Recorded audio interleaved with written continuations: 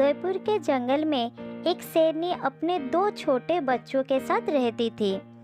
वो तीनों बहुत खुश थे। एक दिन उनके छोटे परिवार पर ग्रहण लग गया। कुछ शिकारी उस वन में आए और उन्होंने शेरनी के बच्चों को अपने जाल में फंसाने की कोशिश की। शेरनी ने अपने बच्चों को बचाने के लिए जान की बाजी लगा दी, लेकिन वो सफल ना हो पाया।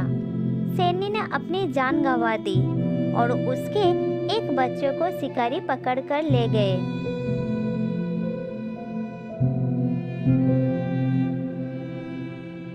दूसरा बच्चा वहां से भाग निकला और झाड़ियों में छुप गया था, इसलिए बच गया।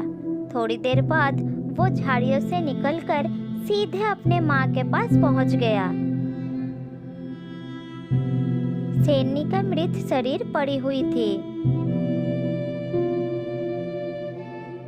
माँ, शिकारी चले गए हैं, लेकिन मेरे भाई को भी ले गए। तुम जल्दी से उठ जाओ और भाई को शिकारियों से छुड़ा कर ले आओ। माँ, तुम कुछ बोल क्यों नहीं रही हो?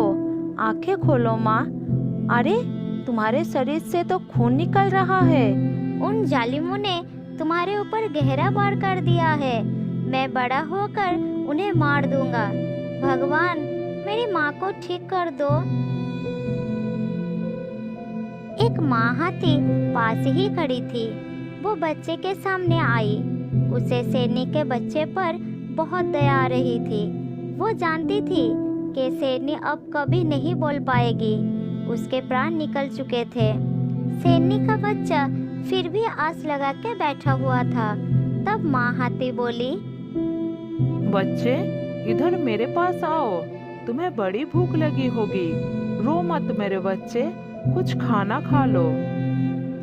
देखो ना, माँ आंखें खोल नहीं रही है, मुझसे कुछ नहीं बोल रही है। आप मेरी माँ को ठीक कर दो। मेरे बच्चे, अभी भालू मामा आने वाले हैं। वो इनको ठीक कर देंगे। तुम्हें भूख लगी है, आओ दूध पी लो। माँ हाथी उस शेरनी के बच्चे को अपने साथ ले लिया। उसे रास्ते में भालू मिल गया। तब माँ हाथी बोली, भालू भाई, ये शेरनी का बच्चा बेसहारा हो चुका था। ये बहुत छोटा है। अब मैं इसे अपने बच्चे की तरह पालूंगी। आज से सारा जंगल इसे राजा नाम से जानेगा। राजा हाथी माँ का दूध पीने लगा और सभी जानवर आश्चर्य होकर देखने लगे। एक बीन माँ के बच्चे ने हाथी को अपना माँ बना लिया। हाथी के 2 बच्चे भी राजा के साथ घुल मिल गए। उन्हें देखकर ऐसा लगने लगा जैसे एक ही माँ के सभी बच्चे हो। एक दिन एक सियार ने जब ये देखा तो उसे रहा ना गया। वो माँ हाथी के पास चला आया और कहा, हाथी बहन, मैं एक बात कह रहा हूँ, ध्यान से सुनो। ये शेर का बच्चा है और इसे पालकर तुम बहुत बड़ी भूल कर रही हो। आगे चलकर यही जान का खतरा बन जाएगा। मैंने इसे अपना बेटा मान लिया है। अब चाहे जो भी हो जाए, मैं इसके माँ बनकर ही इसे पालूंगी। माँ हाथी की ऐसी बात सुनकर सियार वहाँ से चुपचाप चला गया। इस तरह कुछ दिन बीत जाता है। माँ हाथी अपने बच्चों के साथ ही राजा को भी पालने लगी। वो सब धीरे धीरे बड़ा होने लगे थे। राजा सबका रक्षा भी करने लगा था। एक दिन माँ हाथी जंगल से दूर जाने वाली थी। उसने राजा को पास बुलाया और कहा, राजा, मैं कुछ देर के लिए जंगल से बाहर जा रही हूँ। तुम अपने दोनों भाइयों की अच्छी तरह से ख्याल रखना। ठीक है माँ, मैं अच्छी तरह से ख्याल रखूंगा। तुम निश्चिंत होकर जाओ। जल्दी वापस आना माँ।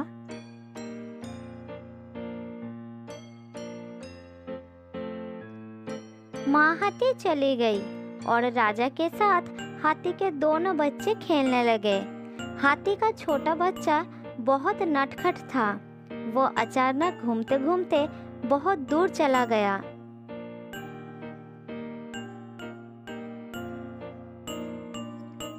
तब राजा नदी में जाकर कुछ मछलियां पकड़कर खा रहा था। थोड़ी देर बाद वो वापस आकर हैरान हो गया। वो देखा हाथी का छोटा बच्चा वहां पर नहीं था।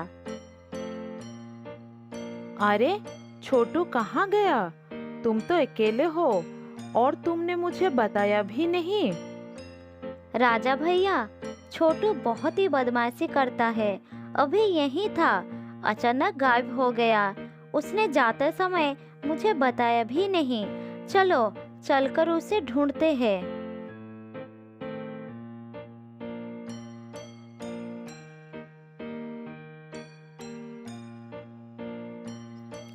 राजा और माँ हाथी के बड़े बच्चे मिलकर छोटू को ढूंढने निकल पड़े, लेकिन उसका कहीं भी पता नहीं चला।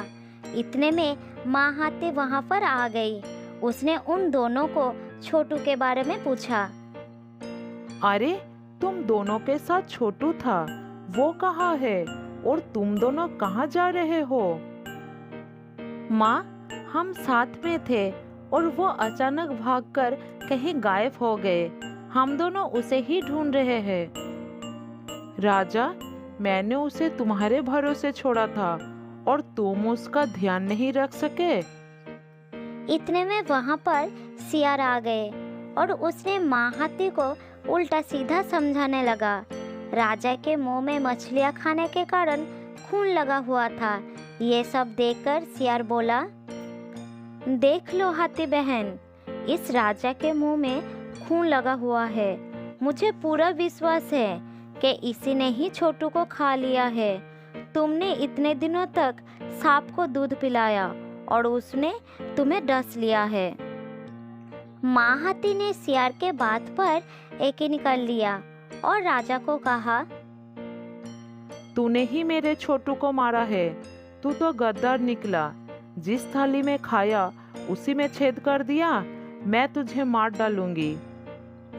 माँ, मैंने अपने भाई छोटू को नहीं मारा है। मैं तो अपने दो भाई से बहुत प्यार करता हूँ। अपनी गंदी जबान से मुझे माँ कहकर मत बुला। तू मेरे लिए मर चुका है। मैं तेरा चेहरा भी नहीं देखना चाहती हूँ। चला जा यहाँ से।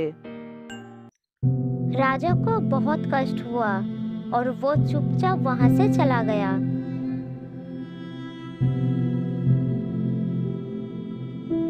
शाम हो गई और छोटू भटकता हुआ अपनी माँ के पास चला आया। उसे देखकर माँ हाथी बहुत खुश हो गई, लेकिन अपने किए पर उसे बहुत ही पछतावा हुआ। तब वो अपने दोनों बच्चों को लेकर राजा को तलाश करने लगी। वो और उसके बच्चे राजा को पुकार रहे थे, लेकिन उसका कहीं भी अता पता नहीं था। तीनों निराश होकर लौट आए। मेरा बेटा ना जाने कहाँ चला गया। पता नहीं उसने कुछ खाया भी होगा या नहीं। माँ, हमारी राजा भैया बहुत ही अच्छे हैं। आपने उन्हें बहुत ही तकलीफ पहुँचाई। इतने में एक आहट हुई। राजा की परछाई नजर आई। दोनों बच्चे उसके पास दौड़ कर चले गए। राजा, मेरे बच्चे, मुझे माफ कर दो। मैंने तुम पर अविश्वास करके बहुत बड़ी भूल की। तूने कुछ खाया भी नहीं होगा। चल, मैं पहले तुझे खाना खिलाऊंगी। माँ, आप बड़े हो, मुझसे माफी मत मांगो। मेरा छोटू वापस आ गया, इस बात की बड़ी खुशी है मुझे। छोटू, अब कभी ऐसा काम मत करना। हमसे पूछे बगैर कहीं मत जाना। राजा और दोनों बच्चे अपने माँ के साथ लिपट गए और उनकी आंखों में आनंद भरे आंसू आ रहे थे। बहुत साल पहले की बात है। शांतिपुर नाम के एक गांव में राजू नाम का एक बिल्ला रहता था। राजू बहुत ही शांत स्वभाव का था। उसका सगी माँ नहीं थी।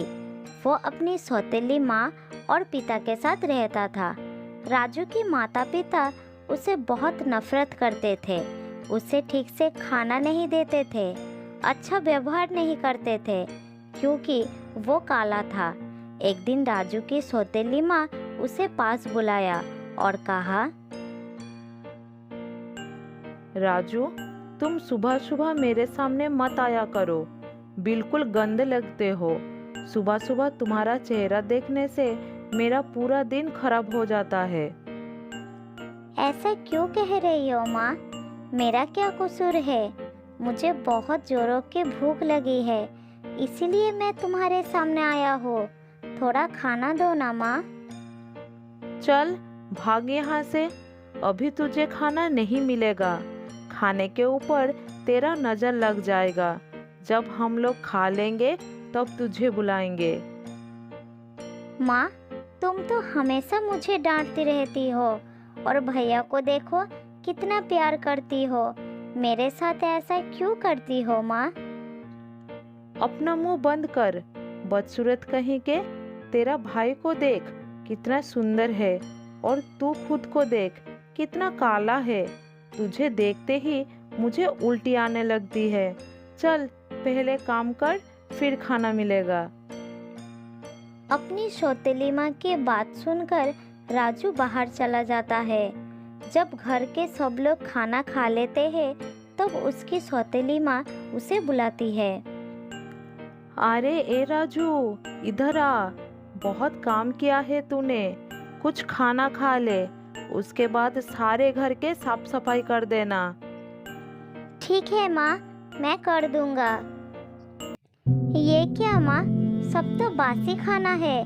मैं अगर इसे खाऊंगा तो बीमार पड़ जाऊंगा। मुझे आज का खाना दो ना माँ, बहुत भूख लगा है।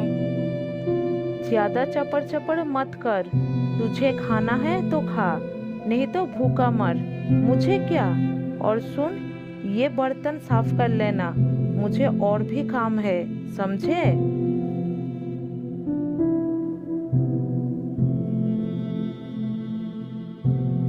फिर किसी तरह राजू बासी खाना खा लेता है। उसे अपनी सगी माँ की बहुत याद आती है और खाते खाते वो रोने लगता है। माँ, तुम कहाँ हो माँ? मुझे छोड़कर कहाँ चली गई? तुम्हारी बहुत याद आ रही है माँ। मुझे बहुत कष्ट हो रहा है। मैं सारा दिन काम करता हूँ, फिर भी ये लोग ठीक से खाना भी नहीं देते। मुझे भी तुम्हारे पास ले चलो ना माँ। एक दिन राजू अपने पिता के पास जाता है और कहता है,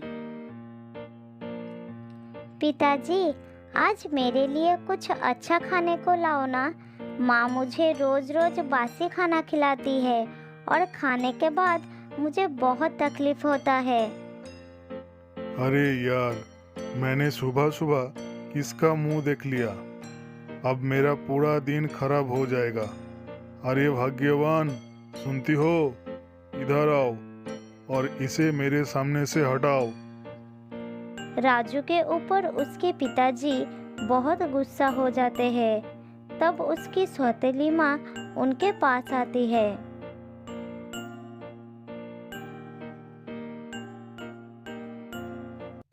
अरे मनोज, तुझे कितनी बार कहा है कि सुबह सुबह हमारे सामने मत आया कर, लेकिन तू तो सुनता ही नहीं। राजू अपने पिता और माँ की ऐसी बात सुनकर आश्चर्य हो जाता है कि एक सगे बाप अपने बच्चे से नफरत कैसे कर सकता है। फिर वो रोते रोते कहता है, मैं अगर इतना ही बुरा हूँ तो मैं ये घर छोड़कर चला जाता हूँ, आपसे कहीं दूर, हमेशा के लिए। हाँ हाँ, चला जा। तेरे जाने से यहाँ किसी को फर्क नहीं पड़ेगा। कम से कम तेरा मुंह देखने से छुटकारा तो मिलेगा। माँ, मैं भी तुम्हारी बेटा हूँ। तुम माँ होकर भी ऐसा बात कैसे कर सकती हो? देखना, एक दिन इसी बेटे पर तुम्हें गर्व होगा। चलता हूँ मैं।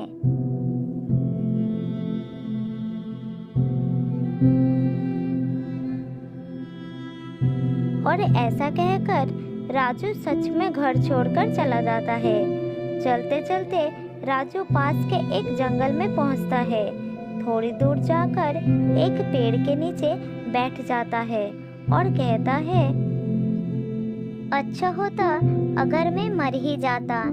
मेरे माँ बाप मुझसे प्यार नहीं करते, जी के भी मेरा क्या फायदा।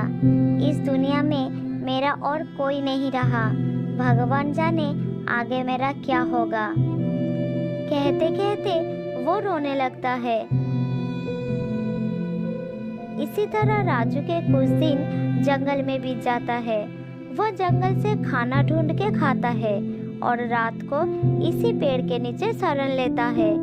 इसी तरह उसका दिन अच्छा बीत रहा था।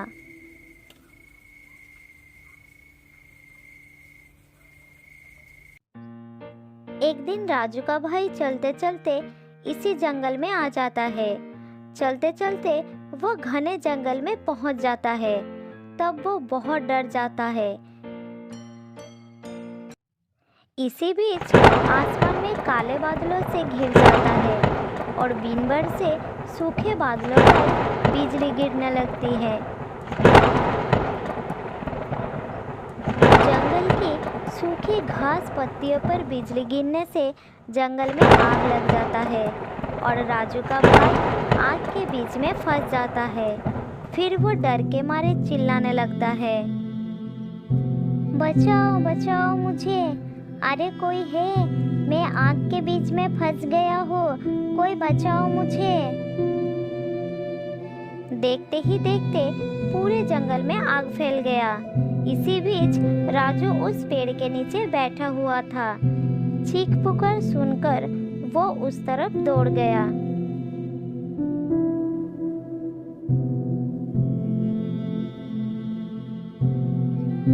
पास जाकर देखा कि उसका भाई आग के बीच फंस चुका था।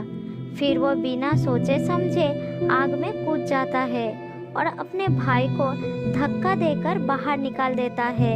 लेकिन वो खुद दुर्भाग्य से आग में फंस जाता है और उसका शरीर आग में जल जाता है। कुछ देर के बाद आग शांत होने पर राजू वहीं लेटा रहा। उसके भाई ने उसके माँ बाप को तुरंत वहां पर ले आया।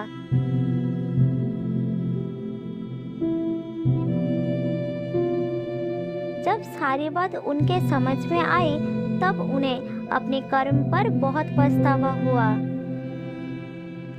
बेटा, मुझे माफ कर दो। मैं ना जाने कितने अत्याचार तुम पर करती रही, लेकिन तुमने अपने भाई को बचाने के लिए खुद अपनी जान की बाजी लगा दी। तुम्हारे जैसा भाई और बेटा इस दुनिया में कभी नहीं हो सकते। हमें माफ कर दो बेटा। राजू का भाई, पिता और माँ राजू के मृत शरीर के पास खड़े होकर रोते रहे। लेकिन राजू इस दुनिया से जा चुका था, हमेशा हमेशा के लिए।